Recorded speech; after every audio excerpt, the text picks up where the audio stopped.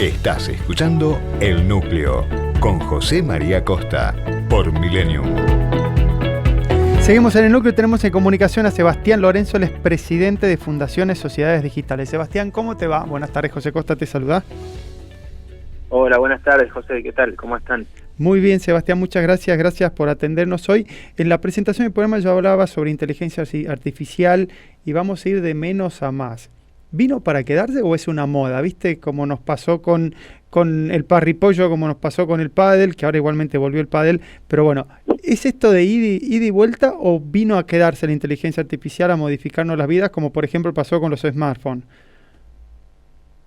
No, es una tecnología que veremos en el tiempo si para bien o para mal, pero que llegó para quedarse. Es una tecnología que se piensa desde los años 50, se comenzó a trabajar técnicamente en 1981, 82 para adelante, que se pudo poner en práctica en una computadora. Antes lo había pensado Turing mucho tiempo antes, y hoy con la potencia de las máquinas que tenemos, más una empresa, OpenAI, que lo que hizo fue conectar un chatbot a un cerebro de inteligencia artificial muy potente, generando así lo que conocemos como el chat GPT, democratizó, le dio acceso, y encima lo puso una versión gratuita en la web, que la web es ideal para distribuir este tipo de cosas, y todo el mundo pudo acceder ahí. A partir de ahí comenzamos a hablar de esto, y ahora viene un poquito, si lo que decís vos, claro, se ha puesto en términos marketineros muy importantes.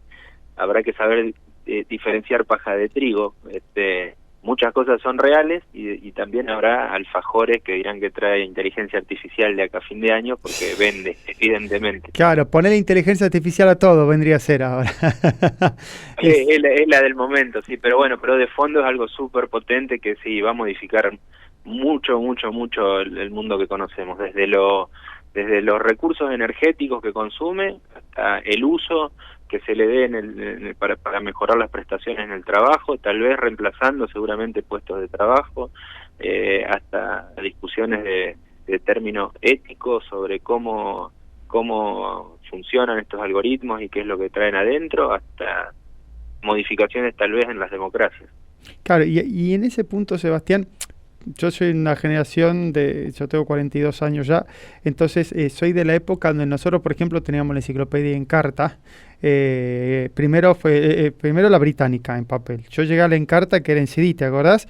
En los 90. Exacto. Después llegó Wikipedia, y ahora esto es como la evolución de Wikipedia, por ejemplo, para el estudiante, por decirlo de alguna manera. Quedó atrás el rincón del vago, ahora directamente en el mismo celular pido que me hagan el resumen de un libro y lo tengo.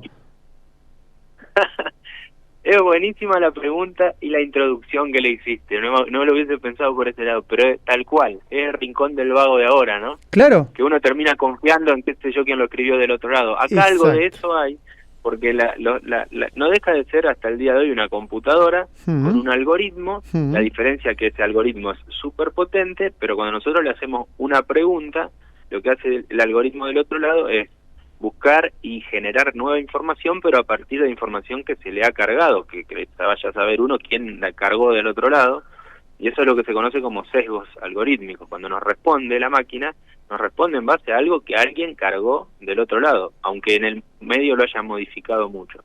Y por otro lado, también tiene otro tipo de errores, porque no deja de ser una máquina, que se conoce en la jerga como alucinaciones, que es errores propios de la máquina. Por ejemplo, cuando le preguntamos al chat GPT algo y nos da la sensación que tiene toda la información, pero del modo que la compila nos responde una pavada, o pedimos una foto y viene con 6 dedos la mano. Son errores de la máquina. Entonces, sí, es una suerte de rincón del vago, pero del mismo modo que sucedía con el rincón del vago, no puede confiarse mucho del todo de lo que le está diciendo la máquina del otro lado. Al día de hoy por lo menos es necesario, y con las inteligencias artificiales que trabajamos nosotros, hay otras más potentes, pero por ejemplo ChatGPT, las que son de uso más común, hay que chequear muy bien lo que nos dice, porque puede tener errores de esos dos tipos, por la carga, que son los sesgos, o por errores, que se los conoce como alucinaciones.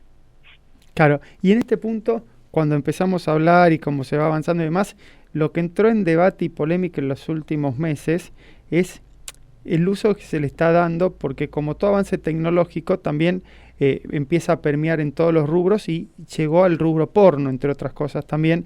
Ya es poco común ver una revista de papel, como pasaba en nuestra época también. Después se avanzó hacia los CD, como hablábamos, las películas, después las plataformas. Pero lo que está pasando ahora con la inteligencia artificial es que se empiezan a crear situaciones o películas o escenas donde no hay personas reales que lleven adelante el acto. ¿Esto es así? Sí, tal cual. A ver, ha cambiado la tecnología, pero los usos que se le da a la tecnología siguen siendo más o menos los mismos, o las finalidades, ¿no? Cuando arranca Internet, los grandes avances que tuvo Internet una vez que se popularizó, que se masificó, tuvieron que ver en los principios de la Internet interactiva para los mortales, ¿no? Para los ingenieros de las primeras redes en la década del 60, sino cuando arranca Internet, la www, la que conocemos, los primeros foros interactivos, el 70 al 80% del trabajo que había dentro de los foros tenían que ver con pasarse contraseñas de juegos electrónicos y con pasarse contraseñas y craqueos de sitios porno. La humanidad utiliza eso. ¿Qué es lo que sucede? Las empresas, las grandes empresas, siempre han tratado de esquivar esa parte o esquivarlo o censurarlo como corresponde. Por otro lado, tratar de que no se utilice para determinadas cuestiones los avances tecnológicos, pero la gente los utilizó para esas cosas. Más adelante en el tiempo se generaron otro tipo de escenarios, no sé, la Deep Web, lugares donde lo que no se permitía hacerlo en modo visible, bajo la luz del sol de Internet, se hacía en la oscuridad de Internet. Y ahora parece venir más o menos lo mismo, con esta tecnología nueva que lo que permite es generar, entre otras cosas, fotos, generar videos, generar texto. Eso es la inteligencia artificial generativa. Obviamente que hay mucha gente que la está utilizando para generar contenidos que tienen que ver con el porno. El porno vende, el porno es una industria en sí mismo, es gigantesca. Internet, en la soledad del hogar de las personas, permite que accedan en forma anónima y en cualquier momento, con lo cual negarlo es como el juego. Bueno, ¿existe el juego? Sí, existe. Internet, ¿qué hace? Le pone anabólico, y sí, es verdad, hay que ver cómo se trabaja con eso. Y un poco la pregunta creo que viene también a las últimas noticias de OpenAI, que empezaron a pensar la posibilidad de permitir en algún punto, no ahora, pero en algún momento empezaron a discutir que se pueda generar material para adultos o algo así, es lo que leí. Yo creo que tiene que ver con una cuestión de mercado, de no querer quedarse afuera, que llega a puntos a veces inescrupulosos. Si uno analiza lo que pasó en Internet desde que arrancó hasta ahora, son cientos de miles de millones de dólares que las empresas, por no meterse en ese mercado, se lo han perdido. Bueno, hay un tema ético en el medio, pero me parece muy bien a mí que se lo hayan perdido y no se hayan metido a potenciar ese tipo de cosas.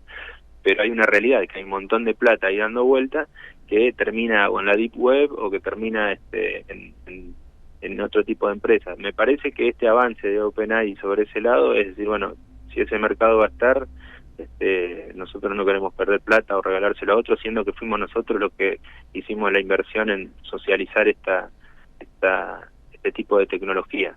Es totalmente discutible, ¿no? Pero es una de las tantas cosas que hay para discutir en términos, por un lado, éticos, de si está bien o está mal, sin tomar posición. El otro tema es en marcos regulatorios, de qué roles tienen que cumplir los estados acá, o los estados supranacionales, o como le busquemos, para regular esta tecnología, que por un lado es esto que estamos hablando, por otro lado es la carrera armamentística. Por ejemplo, decimos que es tecnología que tiene errores, que tiene sesgos, que se carga de determinada manera. ¿Qué vamos a hacer el día que una computadora decida si le dispara a una persona o no le dispara? O si un auto que se maneja solo tiene que tomar una decisión abrupta, y si se choca un auto o choca a la persona o vuelca y lastima al que va adentro. Claro. Es amplio.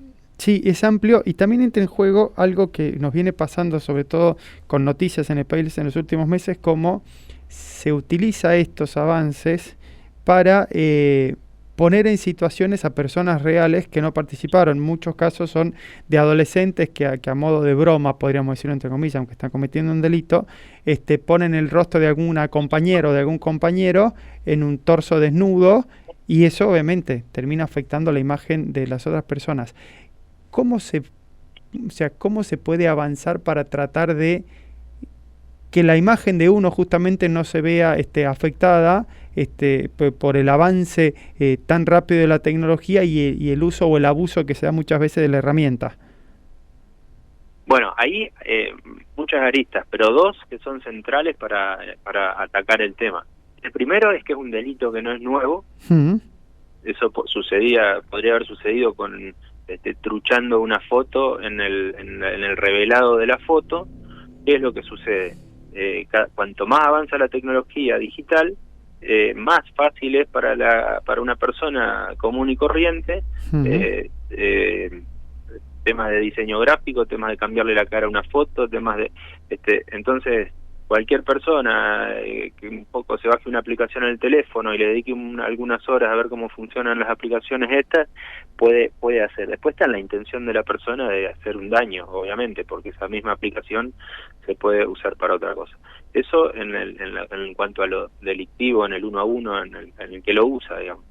Después hay un tema que es mucho más importante, que es cómo regular esto, porque estas herramientas llegan en forma tan fácil y despreocupadas y no tienen medidas de control para que no se pueda realizar eso. Es como si yo fabrico autos y te fabrico autos que funcionan a 500 kilómetros por hora en un país donde el límite de velocidad es 60. Bueno, no podés fabricarlo. Claro. Lo que pasa es que es tan barato hacer una aplicación y estas empresas son transnacionales. A lo mejor una persona, un pibe de esto que estamos hablando, bajó una aplicación de la India, de Tanzania, y lo termina utilizando en Venado Tuerto. ¿Cómo hace el Estado argentino en este caso es complicado? Es complicado por dos lados. Primero, porque no están las regulaciones. Segundo, generar regulaciones para esto, que avanza tan rápido ante una necesidad burocrática de generar leyes que lleva su tiempo, que hay que discutirlas, que hay que aplicarlas después, que hay que tener técnicos para aplicar esto, porque no cualquiera audita un algoritmo. Mientras hacemos todo eso, entraron 500 aplicaciones, se apagaron otras 500 y vinieron otras 500 nuevas. Entonces es muy complicado en términos regulatorios. Además que hay que regularlas en términos globales, que es un planteo que cada vez tiene más fuerza en el mundo. Lo ha dicho Lula, lo ha dicho el Papa Francisco, o sea, la necesidad de una regulación global para la inteligencia artificial. Algo de eso se está avanzando, va a un ritmo más lento que las empresas. Y el otro tema me parece central acá es la educación en la casa y en las escuelas. O sea, que aprendamos qué está bien, qué está mal, que eso no se hace, y bueno, a partir de ahí el que lo haga tendrá que... Pero bueno, volviendo al caso, es de la justicia ordinaria y común y corriente. Se podría haber hecho con una foto común y corriente también el mismo delito.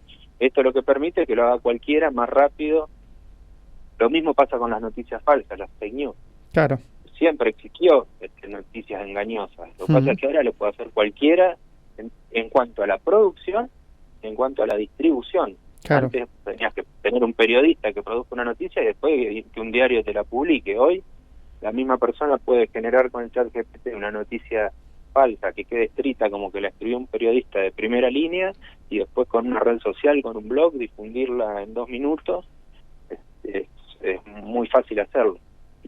Sí, es más, como lo que está pasando incluso en el último tiempo, que se crean perfiles falsos de comunicadores en redes sociales para hacerlos decir esos comunicadores cosas que ellos nunca dijeron o con las cuales no están de acuerdo incluso.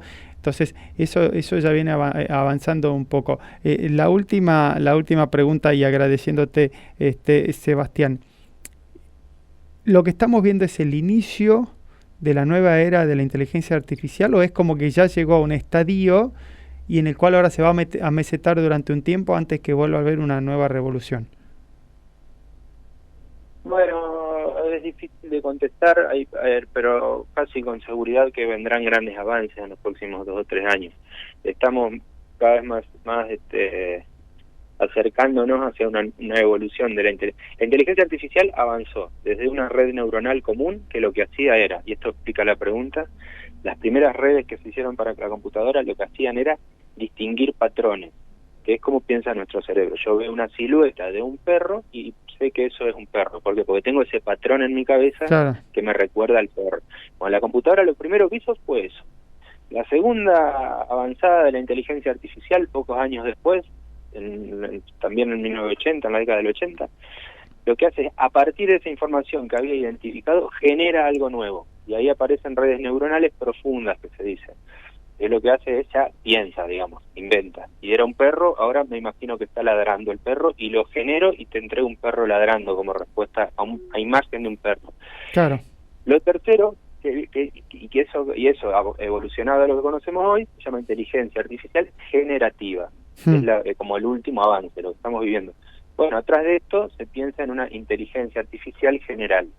Es una inteligencia que pueda comenzar a pensar y a tomar decisiones mucho más cercanas a las que podemos tomar los humanos, en cuanto a, por ejemplo, identificar contextos, saber si está bien, si está mal lo que se está haciendo, tener algún tipo más de afinidad con el lado humano de los humanos, con la parte contextual. Eso todavía no existe, pero sí existen los libros. Y algún día no existía la inteligencia artificial, pero Alan Turing sí lo estaba pensando. Ahora yo creo que además lo sorprendente de todo esto es lo rápido que avanza en tan poco tiempo. Estamos hablando que en 2004 mandábamos mensajes de texto, y claro, era una revolución. Sí. A pensar que ahora un auto se maneja solo. Hace 20 años atrás, si decíamos que el auto se iba a manejar solo, era una película de ciencia ficción, y hoy ya está sucediendo. Ni hablar. Sebastián, muchísimas gracias por tu comunicación con el núcleo. No, muchas gracias a ustedes por este tiempo y cuenten con nosotros para lo que necesiten. Un abrazo grande. Igualmente para vos, muchas gracias.